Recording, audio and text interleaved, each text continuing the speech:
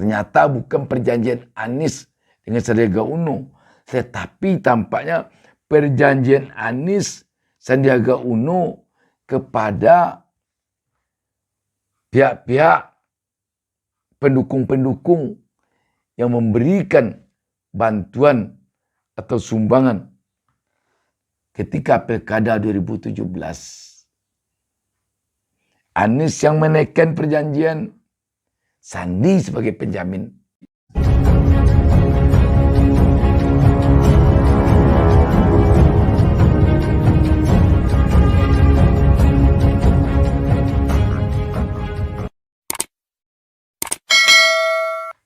Assalamualaikum warahmatullahi wabarakatuh.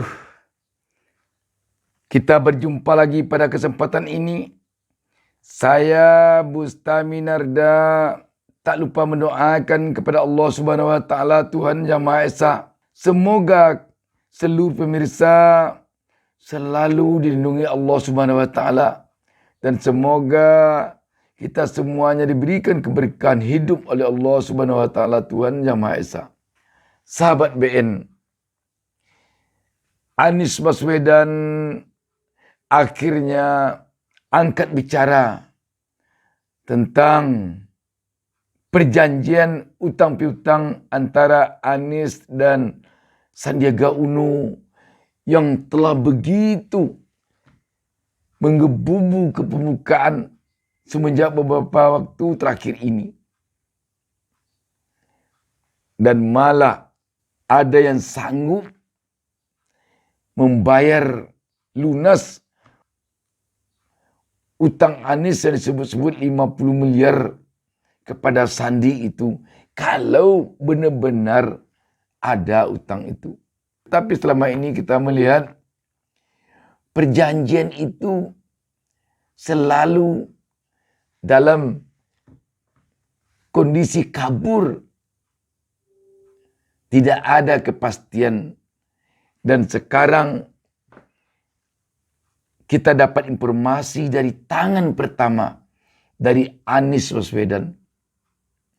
Kita baca sebuah berita tentang hal ini. Wartaekonomi.co.id menurunkan berita di bawah judul "Bongkar habis-habisan masalah utangnya ke Sandiaga.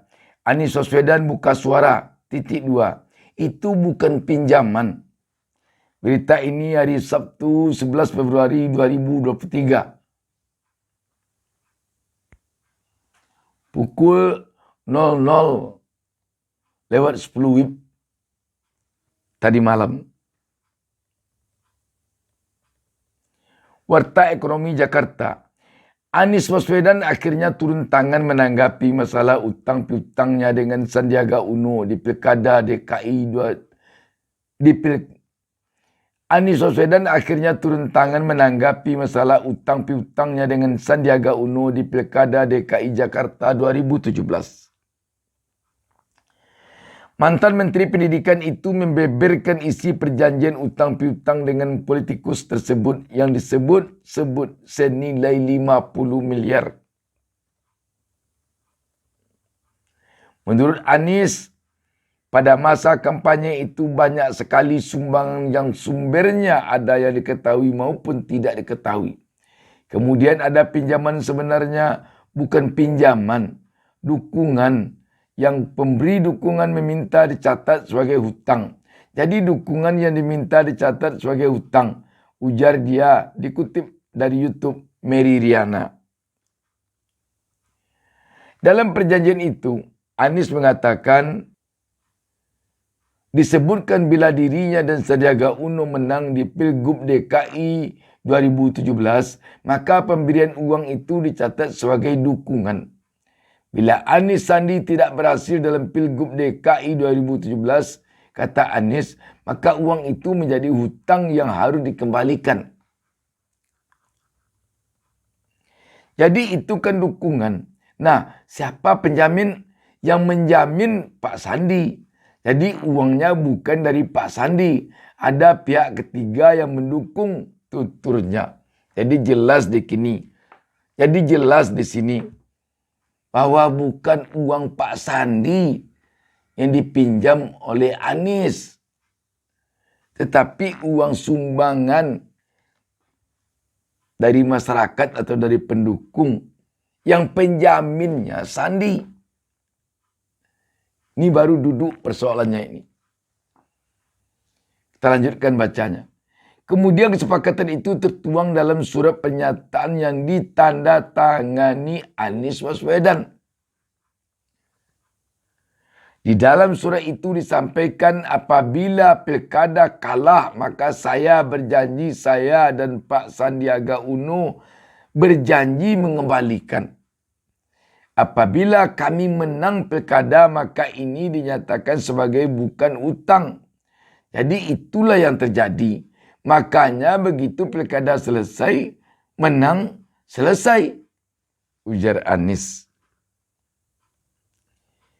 Yang menjadi catatan Anies dalam surat perjanjian itu adalah ketika dirinya harus mengembalikan uang itu jika kalah dalam Pilgub DKI 2017.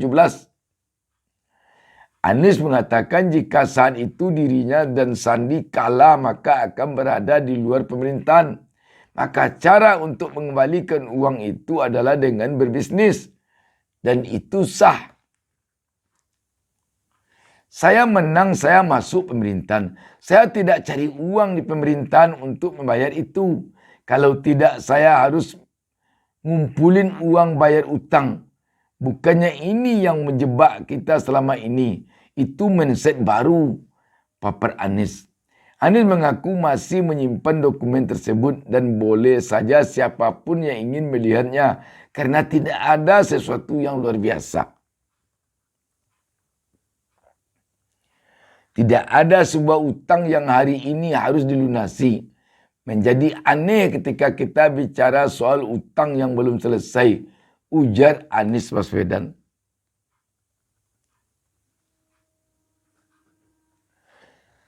Jadi baru duduk persoalannya sahabat BN. Dan kita ingat apa yang disampaikan oleh Anies ini memang seirama dengan yang disampaikan Hensat Hendri Satrio kepada publik beberapa hari lalu. Bahwa memang begini. Pantaslah Hensat waktu itu mengatakan dia melihat perjanjian itu katanya. Dan begini. Jadi bukan Anies yang meminjam uang kepada Sandi. Makanya kurang tepat kalau Sandi mengatakan merelakan uang itu. Merelakan Anies tidak membayar. Apa yang mau direlakan? Uang bukan uang Sandi. Uang dari pendukung.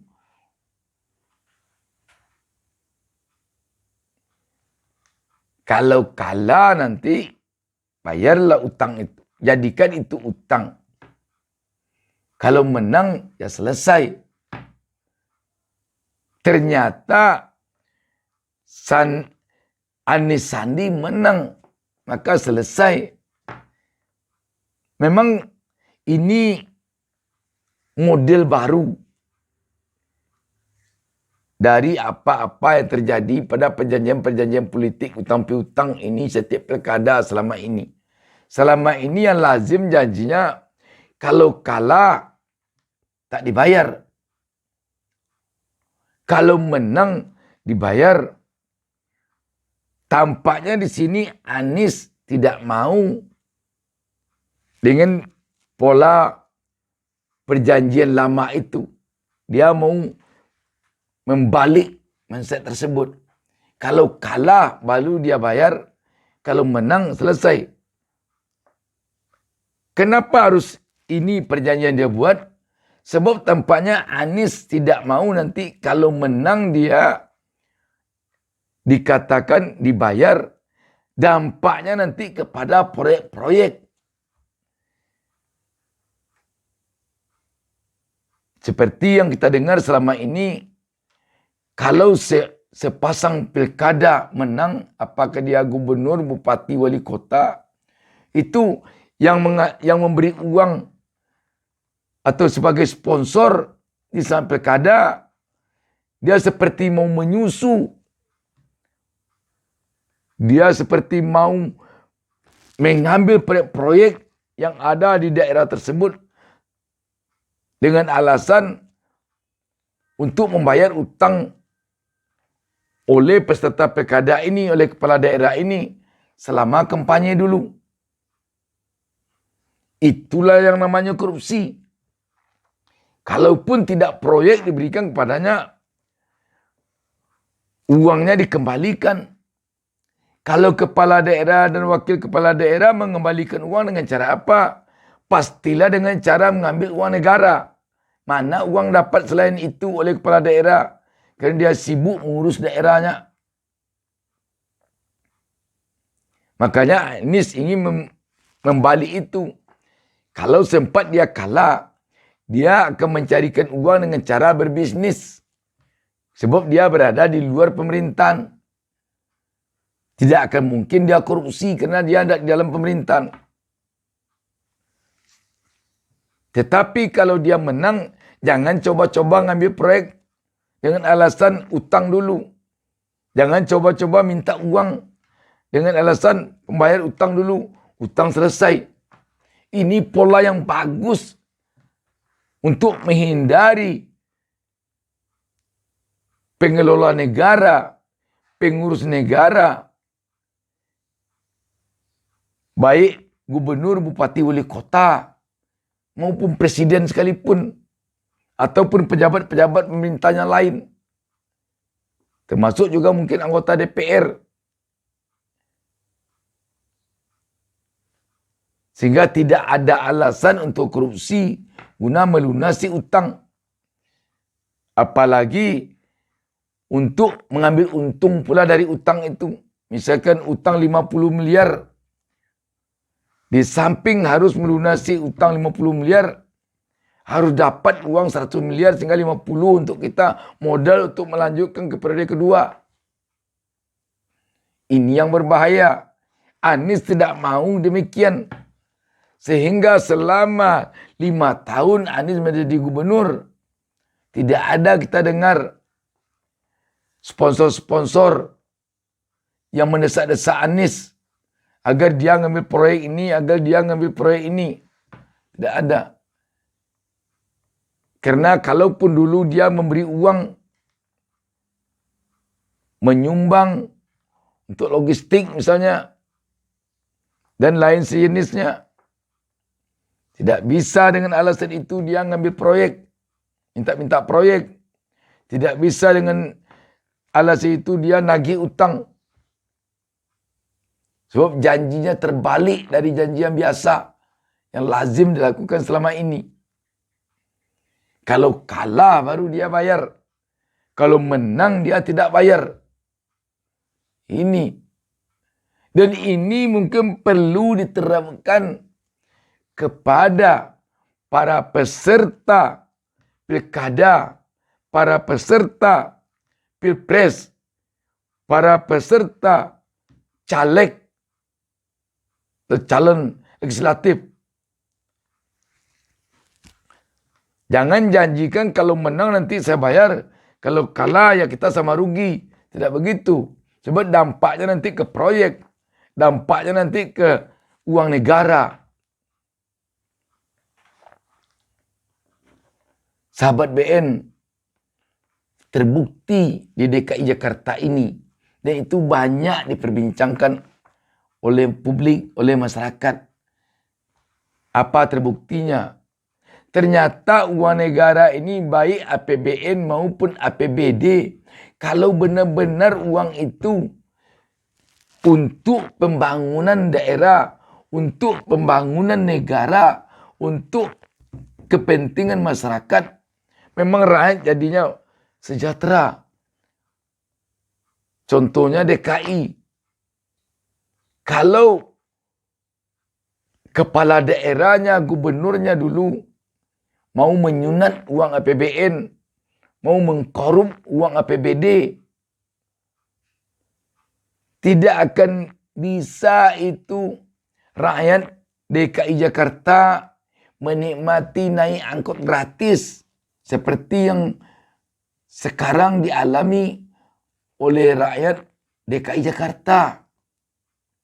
Tidak akan mungkin ada keringanan-keringanan dalam bentuk subsidi.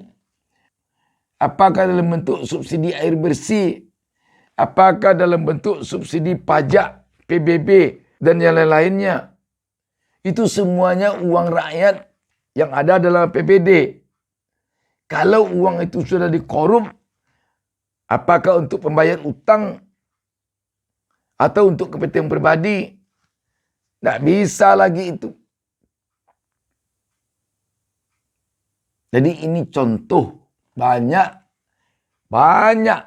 rakyat berkomentar tentang ini. Contohnya Jakarta. Kalau memang pemerintahnya benar-benar mempergunakan uang rakyat untuk rakyat, maka memang tampak pembangunan itu. Memang ini sulit melakukannya. Apalagi bagi yang sudah terbiasa mengambil untung dari setiap proyek yang ada. Tetapi kalau mentalnya bersih, kalau benar-benar dia merasa mengabdikan diri kepada rakyat, ini akan bisa dilakukan. Tetapi kalau sudah ada tersirat, tersemat di hati bahwa ingin mengambil untung seperti orang bisnis di dalam mengurus rakyat, sini berbahayanya. Kalau ada yang ingin berbisnis di dalam mengurus rakyat, maka ketika dia menjadi pejabat, tidak mungkin dia tidak akan mengambil untung dari setiap proyek yang ada, dari setiap kegiatan pembangunan yang ada, dari setiap kegiatan bantuan yang diberikan kepada rakyat. Sebab dalam otaknya sudah untung yang teringat. Bukan kepuasan batin kalau rakyatnya sudah menerima bantuan. Bukan kepuasan batin kalau rakyatnya sejahtera. Bukan kepuasan batin kalau dia sudah bisa mengabdikan dirinya sepenuhnya untuk rakyat. Kepuasan batin ini akan muncul apabila memang dia punya jiwa pengabdian yang tinggi. Kepuasan batin ini akan muncul apabila dia terlatih sejak lama menjadi seorang aktivis yang benar-benar puas apabila berbuat baik kepada masyarakat, kepada rakyat.